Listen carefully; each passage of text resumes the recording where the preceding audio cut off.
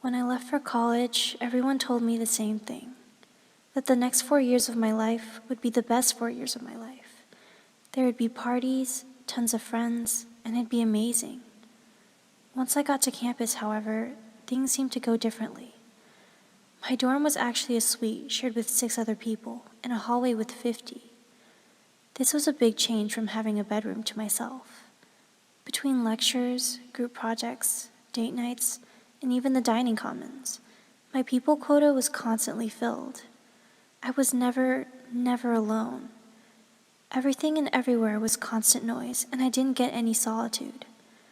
I learned quickly that having time to myself was a privilege I took for granted.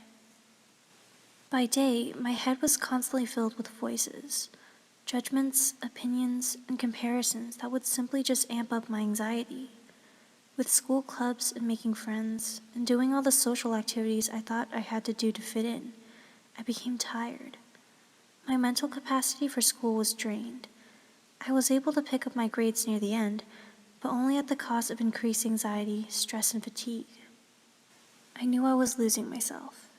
Being an ambivert meant I needed a balance of social time and me time. So I took a calendar out and scheduled some me time to regain that balance.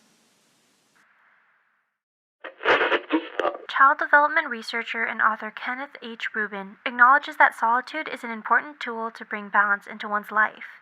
It needs to be in healthy doses, however. It works when one has a social group and can regulate their own emotions. With this, solitude can be a time to achieve creativity and peace. So I set out to find a place where I could be alone. Study spots, secret nooks and crannies.